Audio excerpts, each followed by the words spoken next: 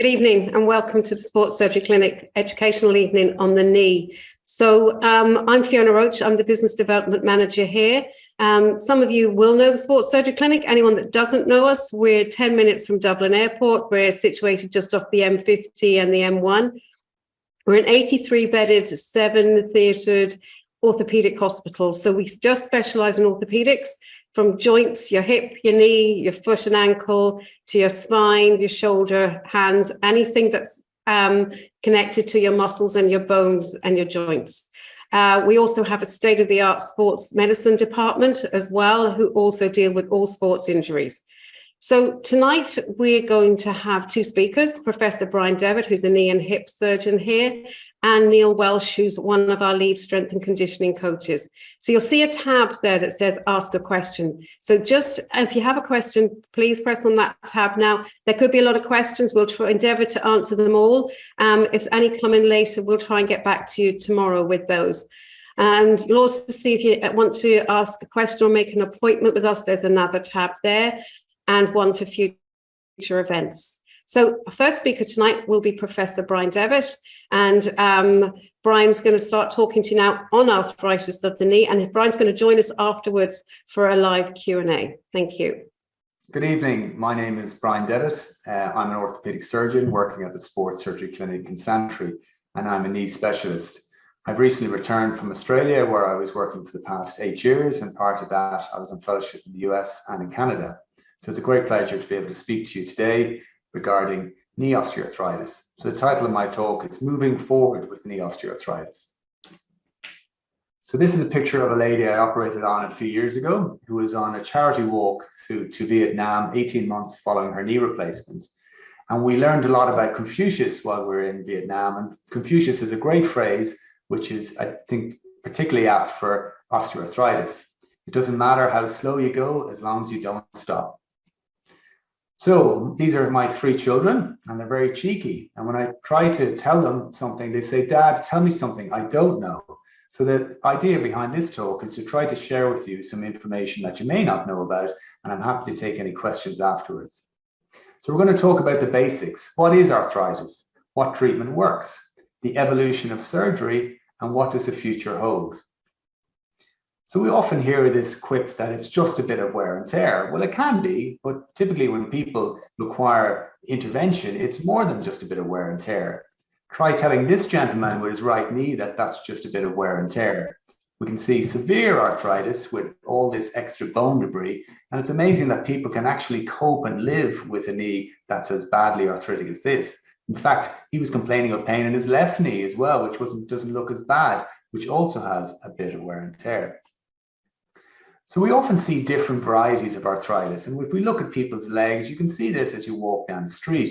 You can see the normal alignment, where people have pretty straight legs. You can see varus alignment, where you've got bow legs, or you can see knock-kneed alignment, which we refer to as valgus. So knees come in all different types and shapes, and we have to be able to manage them all. So what treatment works?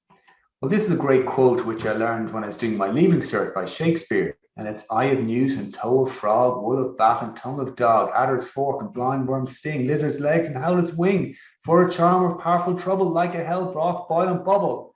Well, none of them work whatsoever for arthritis. And we often get people coming in asking us, do I put crystals on my legs? Will that work? If I take some spices, is that going to work? And really, I'm going to tell you the proven methods that work from evidence-based literature. So if you look at the conservative methods that work, these are very, very effective.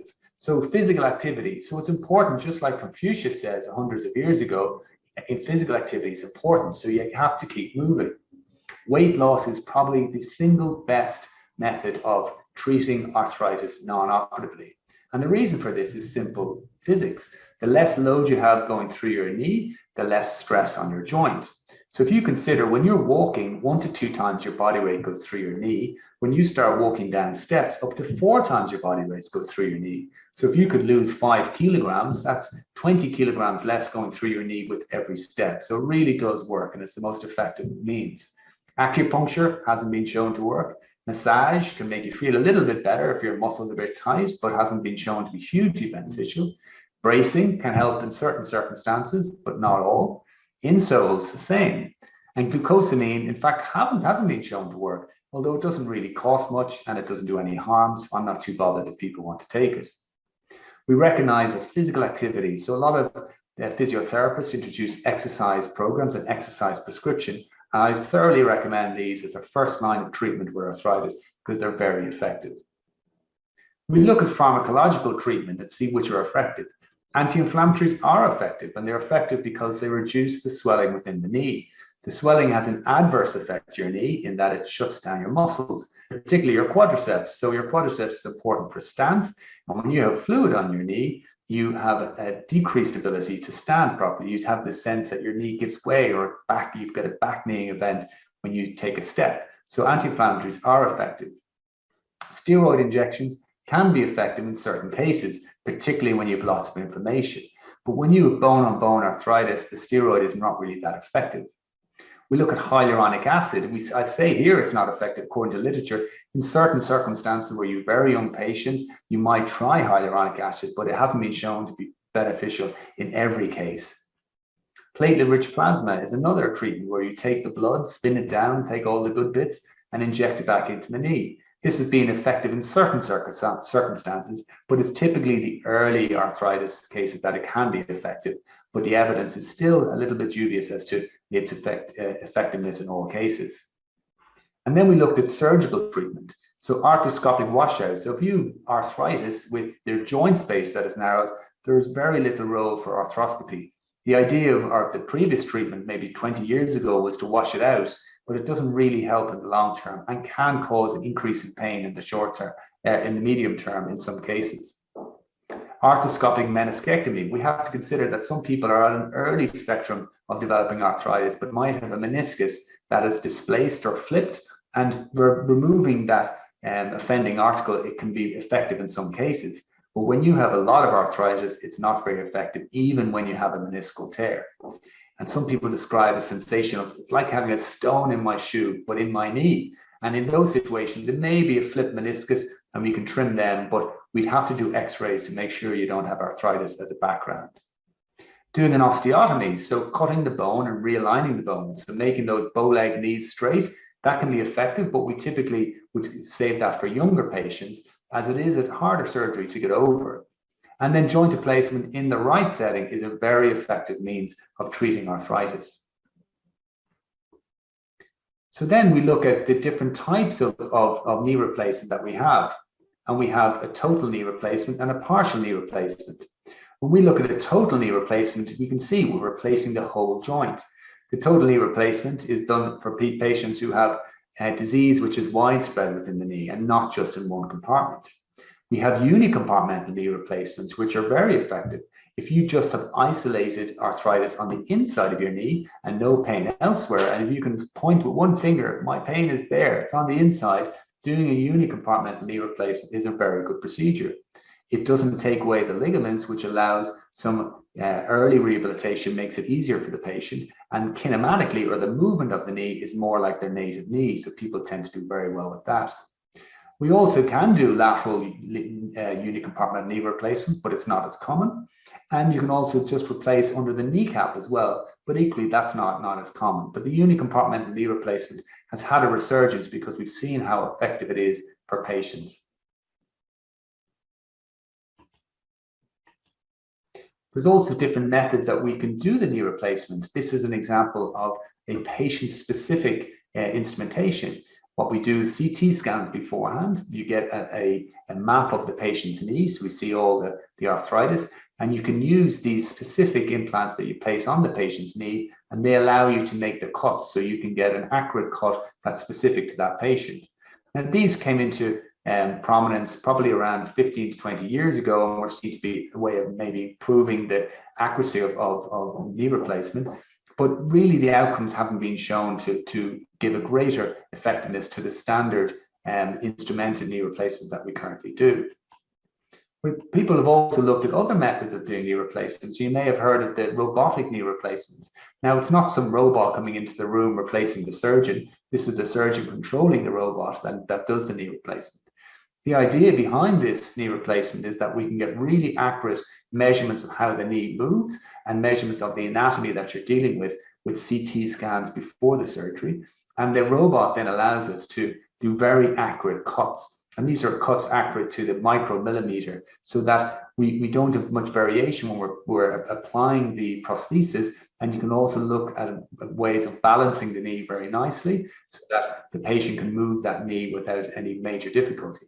But once again, there haven't been a huge number of studies that have shown a proven benefit to having a robotic knee replacement compared to an experienced knee surgeon doing with standard instrumented techniques. So, but I think that robotic knee replacement is likely to be the future of knee replacement, but the technology is constantly evolving. But you're better off picking an experienced surgeon for your knee replacement rather than just picking the fancy robot on the brochure, in my opinion. We look at all the companies, and robotics is obviously the new vogue, and surgeons are like, we're like followers of fashion. We have different cuts of suits, we have different ties and shirts, but we like to change the prosthesis every now and again. We do so based on registry data. So registry data is very important data that we take from people who follow up knee replacement. There's a huge registry in Australia, which is very informative, and it looks at how those prostheses, how the knee replacement from the different companies are doing over time. And it can identify those prostheses that aren't doing very well. But they've shown, some of the early data with robotics has shown that it is very effective, and they seem to have very good outcomes in terms of not requiring revision. As to whether they improve the patient outcome in terms of how they live, that is yet to be determined. So what does the future hold in terms of knee replacement? So I'm going to put up a picture. This is my family. My grandfather is this little fella here in Tipperary in the early 20th century. And notice he isn't wearing shoes. And of this family, my grandfather had both knees replaced. His brother had both knees replaced. His older brother had both knees replaced. And this other man here, his other older brother had both knees replaced as well. So I think I know what's in my future in terms of knee replacement. But we do recognize that knee replacement there is a genetic predisposition for knee replacements.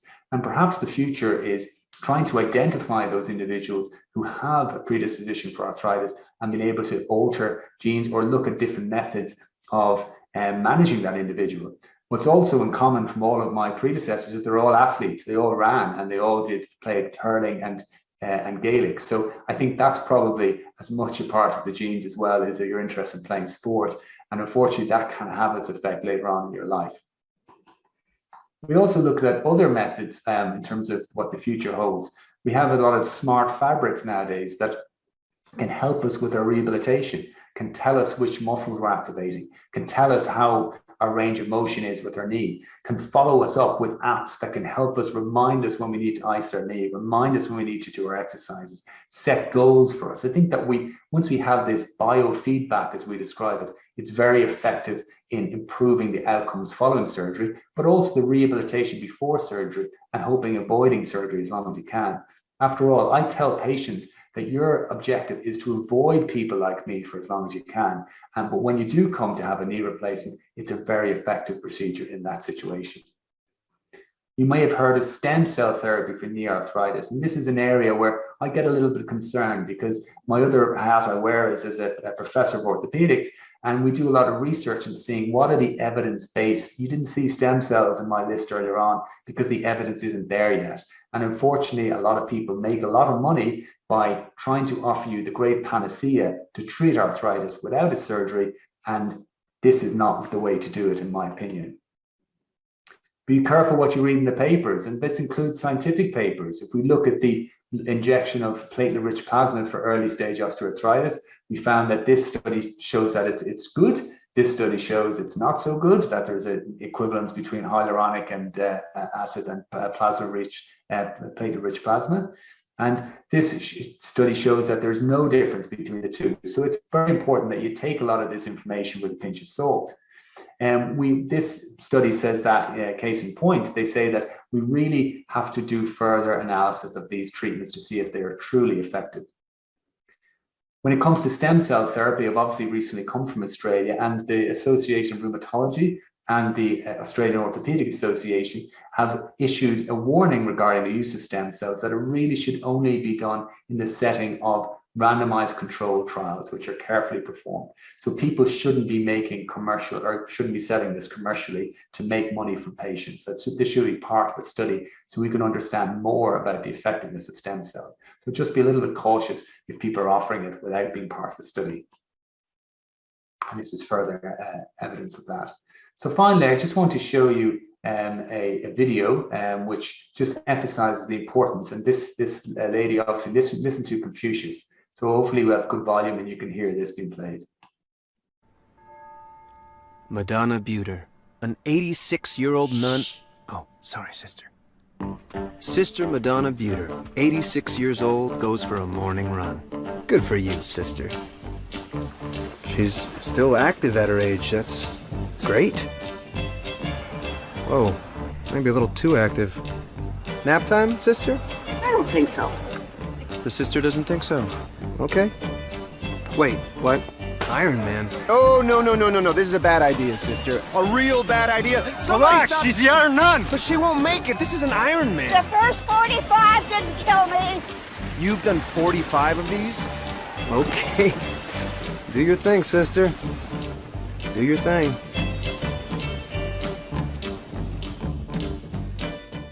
So just to finish off with another Confucius quote, choose a job you love and you'll never have to work a day of your life. No, I have a great job, but I want you to come to me when you finish that Ironman, but you've exhausted all non-operative measures, because you'll do well. And my recommendation is avoid me, but when you come to me, I'll be greeting you with a smile. So thank you very much. Thanks, Brian, for really entertaining talk and simplifying the knee arthritis there. So our first question is, how long is recovery from knee surgery? Well, recovery can be variable, Fiona, following knee surgery. Typically, if you look at the different stages, most patients are walking without crutches by roughly between 4 to 6 weeks following surgery. Yeah. In terms of pain-free existence, people tend to have some pain at night in particular, which lasts up to 3 months. But the time that it takes for people to feel like they haven't had a knee replacement can be anywhere between 6 months to 12 months. So it can be varied, but most time people feel an improvement in pain reasonably early afterwards, but they do have some pain related to swelling. Okay. Actually, a lot of people ask me about driving. When can they drive? I think it depends on the individual. In terms of your ability to move your foot is not that much hampered by a knee replacement. And it's not like you're driving a combine harvester, so you don't have to really flex your knee quite a lot. But what I always recommend is people shouldn't be on any narcotic medication and should feel comfortable themselves to be able to drive. So it's anywhere up to 6 weeks typically where you'd recommend driving, but it's on an individual basis as well. Lovely, thanks. Okay, so from Claire Kelly, could you explain a little about aspiration to reduce the swelling of the knee as a result of aggravated osteoarthritis and the extent to which this will help? So yeah, this is a very good question. As I said, we recognize that swelling in a knee can really be quite painful because, and also can result in a sense of instability, because when you have fluid in your knee, it stops your muscles at the front of your knee working, and they're very important for your ability to stand. The difficulty in terms of aspiration, if you consider the presence of fluid in your knee is analogous to a smoke in a room. So if you're taking out fluid, it's like opening the door and letting smoke out of the room. But if you don't put out the fire, then the smoke is just going to reaccumulate once you close the door. So the key is to have an idea why the fluid has developed.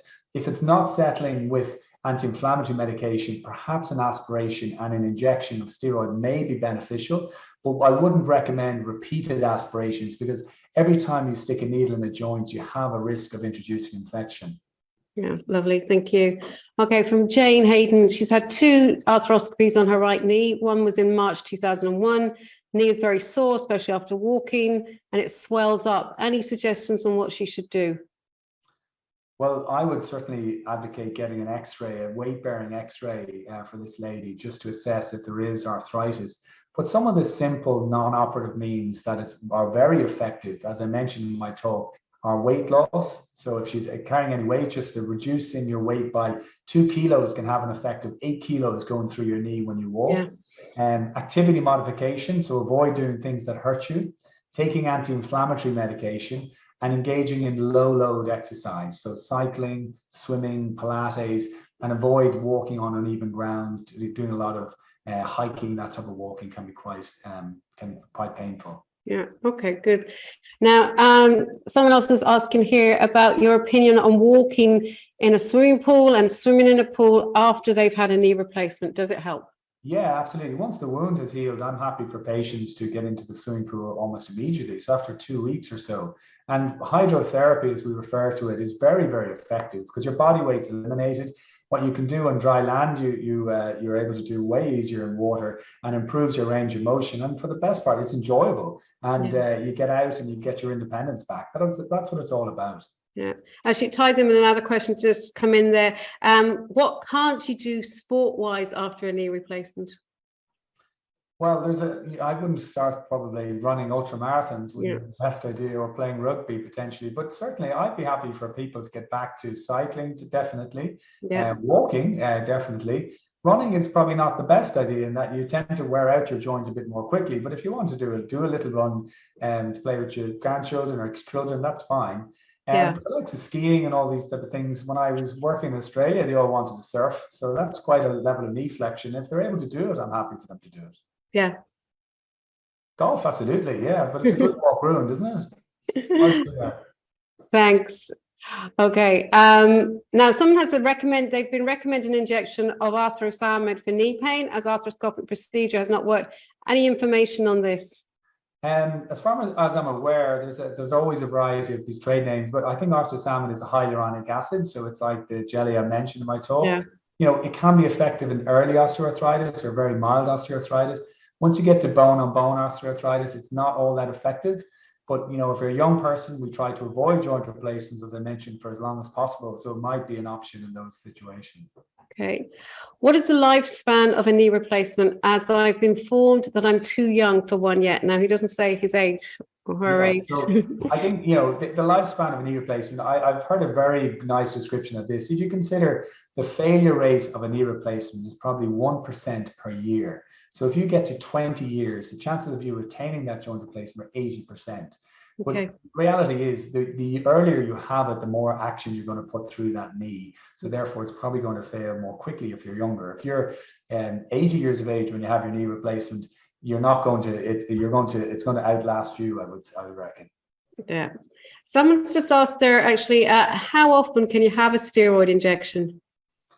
It depends. I think for some reason this number of 3 seems to come up, but you know, I'd only have it when the symptoms are cured by the injection, or at least helped by the injection. If you're getting an injection and it's coming back in 6 weeks, I would question that you haven't put the fire out. So you really need to look deeply at what the problem is. Yeah. Can knee arthritis cause thigh muscle pain? Yeah, knee arthritis can cause a huge amount of pain. I think sometimes the thigh muscle pain can relate to the position the knee is held in. If your knee is held in flexion, you put a huge amount of stress through your quadriceps, which are the muscles at the front, so that can cause thigh pain. But we'd often, if you were investigating that, you would investigate other sources. You can get pain from your hip, which goes to your knee as well. So it would be very advisable to look at the hip in addition to the knee if you're investigating that as a physician. Yeah. If you need a one knee replacement, what's the likelihood of needing another? It depends what the reason for the arthritis is. If you've had a traumatic event on one knee, you may not require pain in the other. If it's more of a genetic issue, it's likely you probably have the same problem on both sides. I often tell people if pain had a gender, pain would be male, because men can't multitask.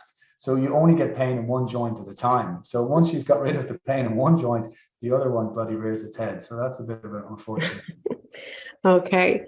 Someone's saying they have a diagnosis of osteoarthritis, and is it common to experience cramp-like pain in calf muscles from it? It's very common, actually. Yeah, and a lot of the time it's because you have fluid at the back of your knee. You've often heard the phrase a Baker's cyst, and a Baker's cyst is not pathological. It's just where that fluid collects. So just like the Bakers, when they're kneeling on the ground with arthritis in the front of their knee, what happened is the fluid collected at the back, and that's why they could see it or feel it.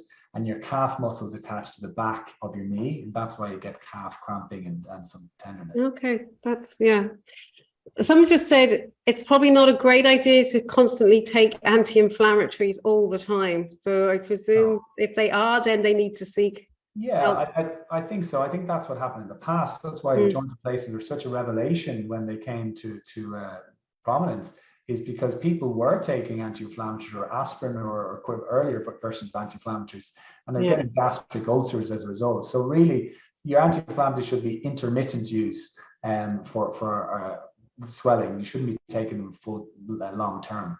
Yeah, okay. Someone's saying about, I suppose, if they're going to have a knee replacement, what kind of medical checks should they be having, or do they need to have? I suppose it depends on someone's age, really, and what level of fitness they are. I think one of the things that we engage in sports surgery clinic is a pre-assessment clinic. Yeah. And really, as surgeons, we don't like surprises at the time of surgery. So if you can be fully optimized for surgery, that I think is the best thing. And it means it's safest, that the anesthetist is happy. We do an ECG, we do some blood tests. If necessary, there's cardiology. You can do an echocardiogram to assess the function of the heart. So all of these things are important, but not always necessary for every individual. Okay. Someone's asked about golf there again. How soon can they get back on the golf course after a knee replacement? So you can start pudding if you wish within the first 6 weeks. Take out the chipper or the sand iron and do some chipping. And before you get the big Bertha out and start doing a Happy Gilmore, I'd probably look at 3 months. But you can certainly get out and try it. I wouldn't see any indication not to do so early doors. Okay. Someone asked there about kneecap resurfacing. How long does it take to recover? And I don't know if you... It depends when it's done as part of if it's an isolated procedure or as part of a joint replacement. Yeah. If it's an isolated procedure, it's a similar recovery. You're talking 6 weeks to 3 months. As part of the joint replacement, it makes no difference in terms of recovery from the joint replacement. Yeah. Okay. Lovely. Someone's just asking, do you have a good map, I suppose, or example of where they could find out how the knee works? A map? Or just... Yeah, I'm not really sure. Unfortunately, I had to go to university and spend hundreds of thousands of euros to figure it out. But I think most times it's just Google it. And you find some good education on Google. It's like the AAOS, which is the American Academy of Orthopaedic Surgery. They offer very good patient information. So I think I'd look at those first, and you find some really good information on those reputed sites. So I'd go to them. Brian, thanks very much for joining us. And so our next presenter tonight is Neil Welch, who's one of our lead strength and conditioning coaches. And Neil's going to talk about recovery from knee replacement. And Neil's going to join us afterwards for a live Q&A. Thank you. Hi there, everyone. My name is Neil Welch. I'm the head of the Sports Surgery Clinic's lab services within the Sports Medicine Department. I want to start off by saying thank you for everyone taking time out of your days to either watch this presentation on the Tuesday evening or watch it back later. I want to talk to you today about your enhancing recovery from knee replacement surgery. So what leads us towards a knee replacement? Osteoarthritis is a scourge that affects a large number of people all over the world. So we can see here around 250 million people worldwide are impacted. Those who are most susceptible are patients who are obese, patients over 65, and in particular females. So around 35% of females over 65 suffer with some form of osteoarthritis. And just given where we are from a population perspective, given the aging population that we have here within Ireland, and the growing sedentary lifestyles and growing obesity that we also have within the population. This means it's a condition that we're going to have to get used to dealing with. So in particular, knee arthritis, we'll often hear the term wear and tear used, and this is a point echoed by Brian this evening as well. Knee osteoarthritis isn't just a wear and tear condition. And so the important point here, I think, is because we tend to treat our body a little bit differently if we feel that wear and tear is a big driving factor. It kind of conjures up imagery of sandpaper wearing away wood, and that's not how these conditions work. There's a large inflammatory component that sits within osteoarthritis as well. And so there are multiple factors that are thought to contribute towards the change within the joints. Trauma is one. So we know that following certain surgical interventions earlier in life, this increases the risk of knee osteoarthritis. Mechanical forces play a role, so just simply the amount we're doing. But then also the other factors such as inflammation, and this is where obesity plays a role, biochemical reactions within the body, so changes within the joint fluid itself, and then also the metabolic changes that we might go through change in activity levels, hormonal changes throughout our lifetime as well. So there's lots of contributing factors towards this condition. What's it look like? So this image here is from within the knee. So the curved shape at the top of that circle is the end of the thigh bone. The bottom of that is the cartilage that sits on top of your shin. And this is what it looks like in very good condition. Now, the next image I'm going to show is the other end of the spectrum. And there's a whole scale of changes that happen within the knee joint between here. So I don't want everyone thinking just because they have a sore knee that their knee looks like this. But essentially, this is what osteoarthritis is. It's a change or a death in the cartilage cells within the knee. And that can either happen, as I said, because of trauma or because of the change in the fluid around the knee that causes the cells to die throughout our lifetime. Okay, so not every knee sore looks like the one on the right. And oftentimes we can have changes within the knee joint that don't result in pain. That's why it's not as simple as just simply scanning the knee. But we can start to see what the changes look like within the joint. Now, in order to go from one to the other and get to a position where we're considering knee replacements, we have changes in our physiology and we have changes within our function as well. So from a physiological perspective, we lose size and strengthen the muscle because of pain. And these are in background to what we see change throughout our lifetime as well. So this image here is of a thigh. The white banding around the outside is fat that sits underneath the skin. And the dark gray images are the muscles within the leg. And this is what a strong or a well-conditioned leg looks like in our 20s. This is the same leg 30 years later. And what we can see here is how lifestyle changes can impact us. So we see that banding of fat increase. So we have a larger layer of fat underneath the skin. And we can see this marbling occur in the dark gray of the muscle. That's called intramuscular fat infiltration. So the muscle becomes deconditioned and we get layers of fat and fatty deposits within the muscle. This can change the way that we use the muscle. We get weaker essentially. We can't send a signal to the muscle as clearly through our nerves. But it's also a large storage site for inflammatory metabolites. And that's where the relationship with inflammation comes within the knee. So in the background to the pain and change in function we also have these lifestyle and changes that we get throughout our body throughout our lifetime as well. In terms of knee replacements, 95% of knee replacements, they're completed because of osteoarthritic changes in the joints. Although not everyone who has knee osteoarthritis has a knee replacement, obviously. Lots of them occur. So in the UK, there's 100,000 knee replacements completed each year and 700,000 in the US. And obviously we can extrapolate those numbers down a little bit within Ireland. And in terms of selection criteria, we need to, patients would be undergoing moderate and severe pain over a long period of time and an associated loss of function.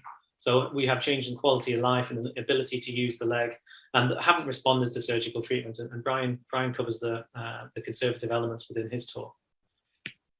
But what we also know is that from the larger registry papers around these knee replacements is 15 to 20% of people are dissatisfied with the outcome. Now, sometimes that can be a mismatch of perception. So people expecting to be coming out the other side of the surgery like a $6 million man and not quite feeling that way when they have the surgery.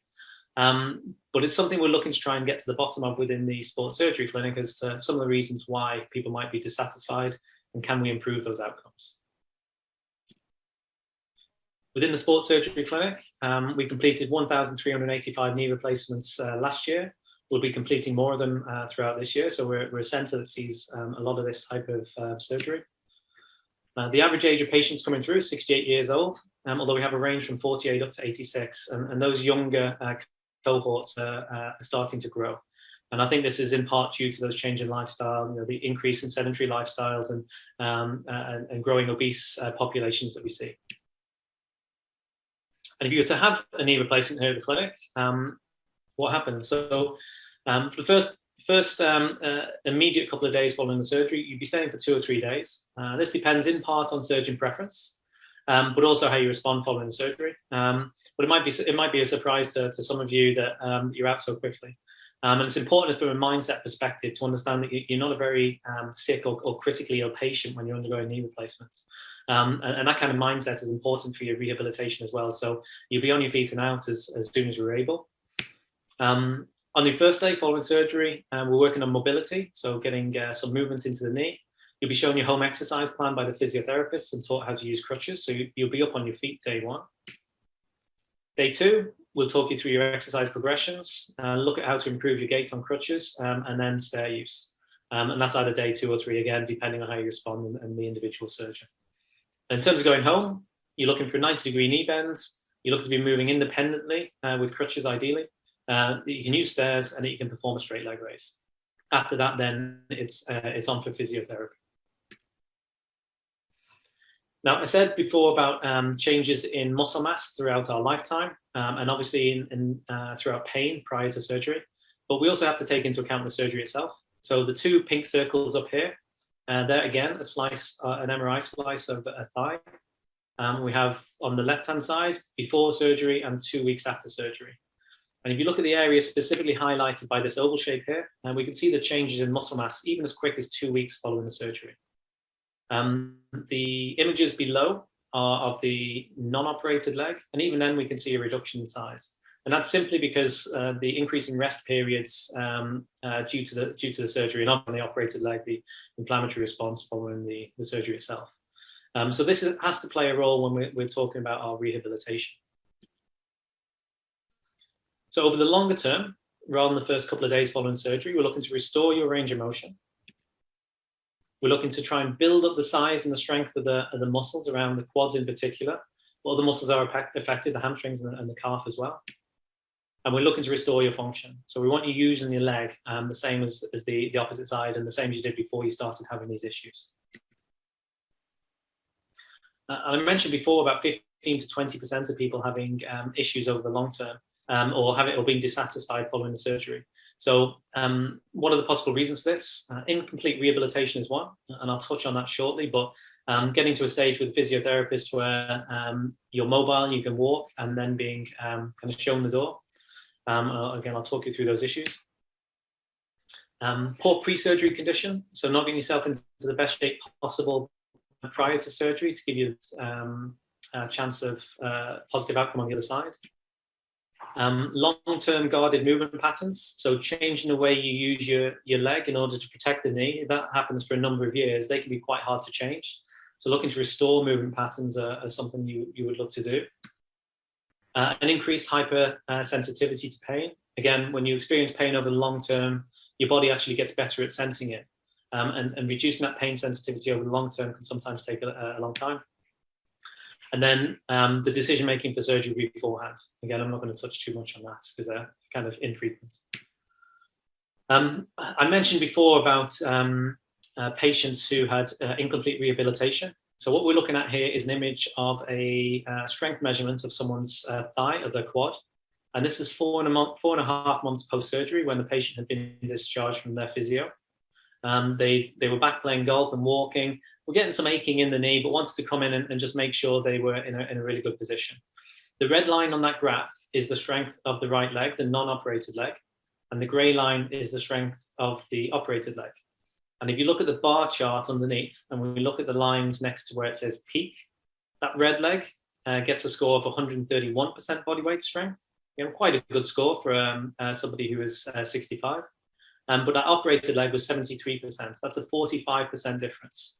And this is a patient who's been discharged from care.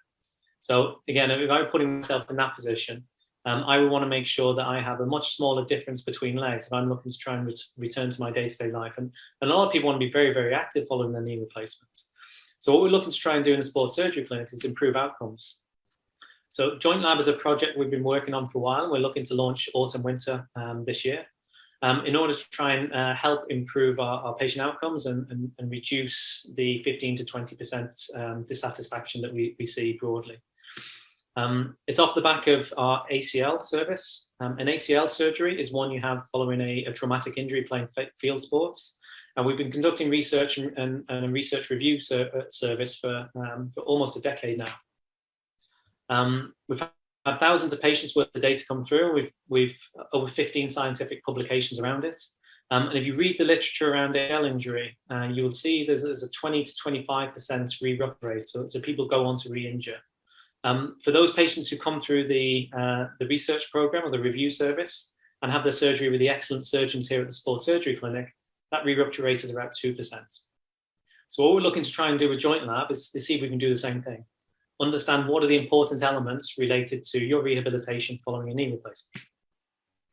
And we're going to do that using a number of different tests. We've leaned quite heavily on biomechanical assessments. So this image here, you can see the markers attached to this individual.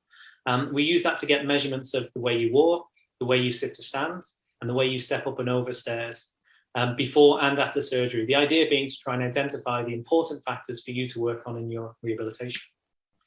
The reason we do this rather than just looking at you is to get biomechanical information that we can use to identify the important areas. So here you can see quite clearly this patient limping following their testing. And again, if we imagine this is somebody 4, 5, 6 months after their surgery, then we haven't restored full function for them. Similarly, on the sit to stand task, you see this patient getting up and down. From side on, it might look normal. But when we spin around and have a look at the front, we can see this patient is quite clearly putting more weight through the non-operated leg on their left-hand side. And what we're looking to try and do is put numbers on this so we can identify whether or not somebody is improving throughout their rehabilitation. We're also using Fitbit tracking in order to be able to look at activity levels and see whether the amount of steps immediately following the surgery play a role towards better patient outcomes. And then next to that biomechanical testing, we'll be looking at quad and hamstring strength, blood inflammatory markers, and body composition.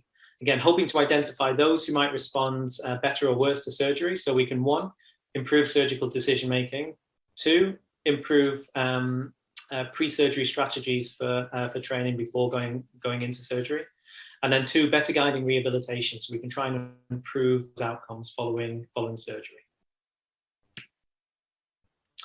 I'd like to thank you for your time and thank you for listening. Hopefully you found it informative, and I'm going to be happy to answer any questions that you might have.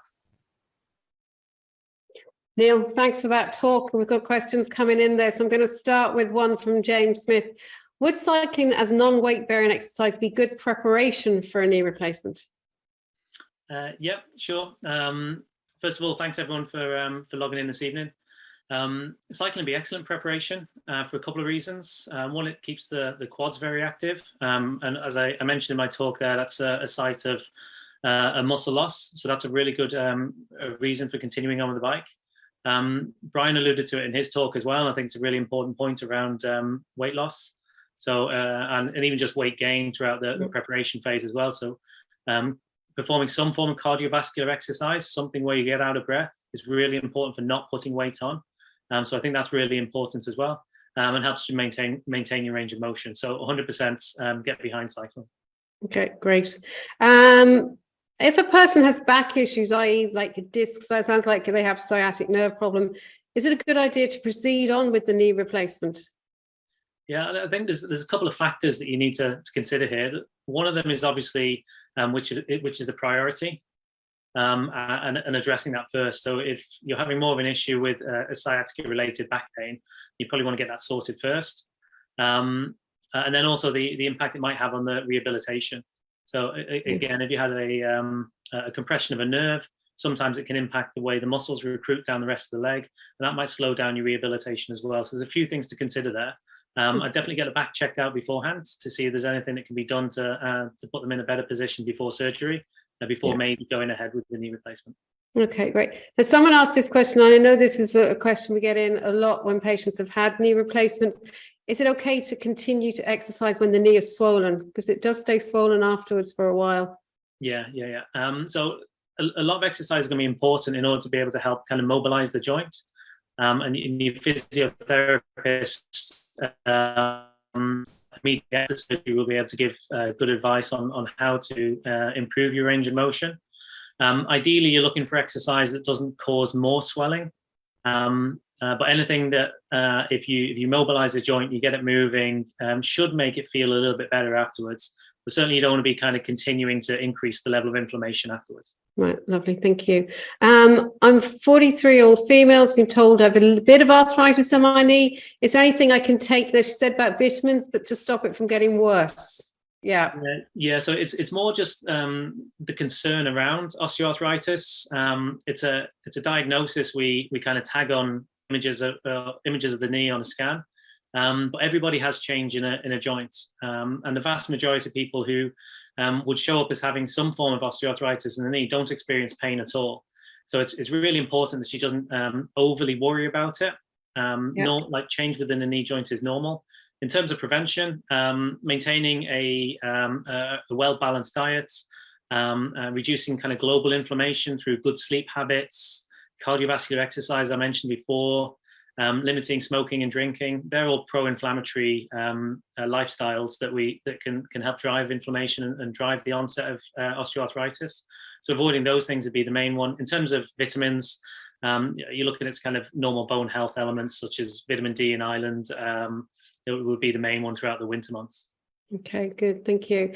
How important is physio? Actually, someone's asking about a knee arthroscopy. So if they have an arthroscopy first, how important is physio after an arthroscopy? Yeah, it's a quicker, obviously a much quicker rehab. The surgery is much less invasive. A lot of the time, the physiotherapy following that surgery is to undo what happened as a result of the injury beforehand. So the likelihood is there would have been some knee soreness for a little while before having that kind of surgery, and you will have lost size and strength in some of the muscles around the knee. So it's not necessarily a major concern after the operation, because getting range of motion back is relatively straightforward. But you will need some help and advice in order to be able to get the muscle size and strength back up. So I'd say it is important following surgery there. Okay, good. If both knees require partial replacement, is it a good idea to have them done at the same time? Yeah, I think this is a challenging one. It's kind of something to kind of talk over with your surgeon, the pros and cons of having both done. Obviously, from a recovery perspective, you're not going down the line of doing rehab on one and then staring down the barrel of another, say, 6 months of rehab on the other one. So while it might be worse at the beginning, kind of like having twins, I guess, it's maybe a little bit easier on the long run, I'd say. Yeah, I think that it does depend on the patient's health and whether, they'll take that patient into consideration for individual cases as well. So another question here is, can you still experience arthritic pain in the knee after a knee replacement? If not, what's a constant arthritic-like pain in an operated knee indicate? Yeah, again, the pain that you feel isn't necessarily down to, and when we talk about osteoarthritis as the change in the joint, because the joint has been resurfaced, it's unlikely to be related to the condition of the joint surfaces. But pain has lots of inputs, and it comes from lots of different sources. Sometimes when you've had pain in a joint over a long period of time, you just have heightened sensitivity within that joint. And it takes a long time for that sensitivity to reduce, particularly if it's been something that's been playing on your mind over a really long period of time. I talked about the guarding movement patterns within my talk. Those are something that can remain over a long period of time. So you could continue limping for 12 months after, even though you've had the replacement. And that's simply because you're used to limping. And a lot of that can be driven by pain. So pain following the surgery is quite common, and it takes it can take quite a while before it reduces fully. Okay, Neil, someone's asking here, how would they access the joint lab? Yeah, sure. It's surgeon referral. So if you speak to your surgeon, they will refer you in. And the idea is that we organise your pre-surgery appointments at the same time as you have your pre-assessment clinic. So you come over to us in sports medicine, and then 6 months after, you'll have your first follow-up, and then 12 months after that. Oh, so it's another 6 months, so 12 months. Yeah, I think, and if, as it's a new concept as well, if anyone hasn't spoken to their surgeon about it, even if they email myself or Janet on the GP line will send it to you as well. So if anyone has inquiries about it. Answer any questions there. Yeah, it's a new service that will be getting up and running this autumn/winter. So if you're interested, get in touch with us if you haven't done it through your surgeon as well. What role does a scan have in determining the state of a knee joint and the muscle condition to inform intervention? Scan less so for the muscle. We won't routinely scan a thigh following or before a knee replacement.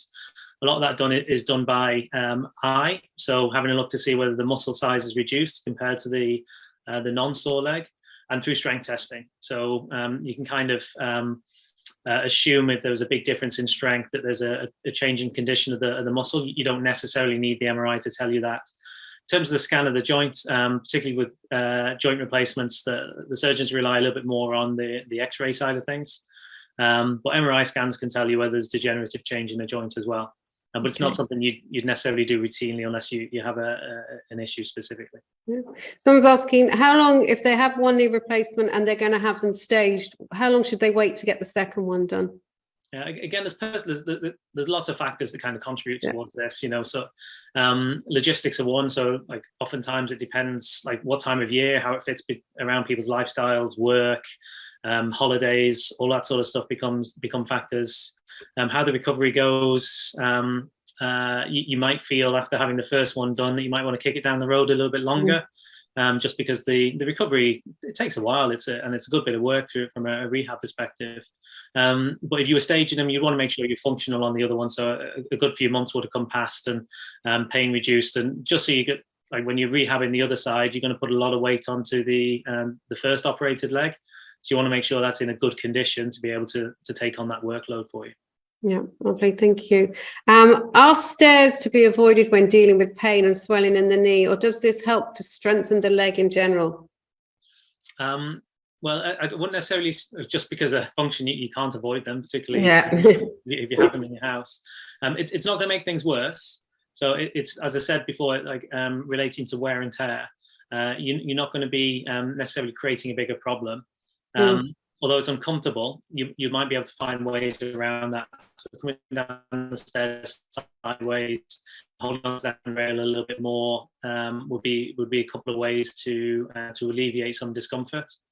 But there are techniques where if you come downstairs, kind of leaning forward a little bit more, that offload the knee joint.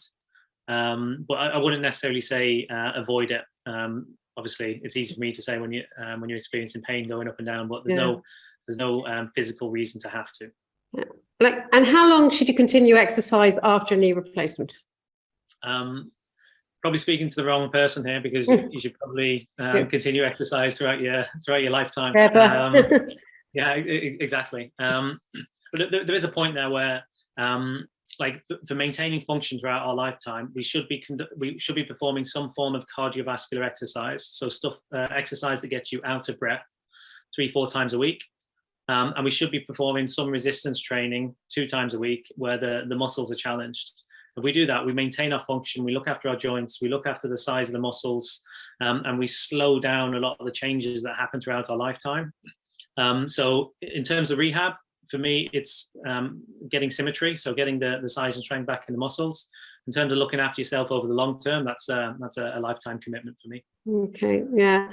I don't know should you rest after a joint injection into the knee, and if so, for how long? Everyone has different protocols depending on, or there's a lot of different protocols depending on the type of injection. Normally it's a couple of days, but the individual doctor will give you some guidance if you've had your injection there. Yeah, I'm 83, very active knee, but knees get a bit painful for the last 2 years. Had injection 8 weeks ago, very helpful. Pain on exercise, moderately bad. When is the time when replacement is necessary? So normally you want to be in a really bad way before you have the knee replacement, because it won't necessarily bring you back to 100%. Yeah. So you want to make sure it's in a bad way, so you kind of feel the improvement from it. And it's very individual. It depends how much it's impacting your function, how much it's impacting your quality of life, sleep, mobility. These all play a role in it, as well as obviously the condition of the joint itself. So that's a conversation that you tend to have with your orthopaedic surgeon to see when they think the ideal timing is. But it's very individual, and everyone's kind of perception of how it impacts them is different. So yeah, hard to be very specific on that. Yeah. Someone said they had a knee replacement in January 2 years ago. They're still getting pain though on the good leg, on the upper thigh. They have a bit of wear and tear in that good leg as well. They're now 52. What should they be doing now? So I'd see a physio. Yeah. I'm just trying to understand what's going on there. If it's in the thigh, so it's obviously between the hip and the knee, then you're thinking it's a little bit more to do with the muscles or the tendons, which is good news because that responds or tends to respond very well to exercise and to physiotherapy. So I'd explore that. It might just be that there's still a little bit of difference between legs and they're using that leg a little bit more. It might just simply be an overload issue. But a couple of sessions of physiotherapy, pushing them towards some exercises should help them get on top of that. Okay, Neil, thanks so much for joining us tonight, and thanks to everybody else for joining us. So if you do want to make an appointment or ask anything else about tonight, please press on the tab there, and we will be having another event in November, and probably going to base that will be on the spine. So we'll send you out a reminder about that if you want to register. Thank you again.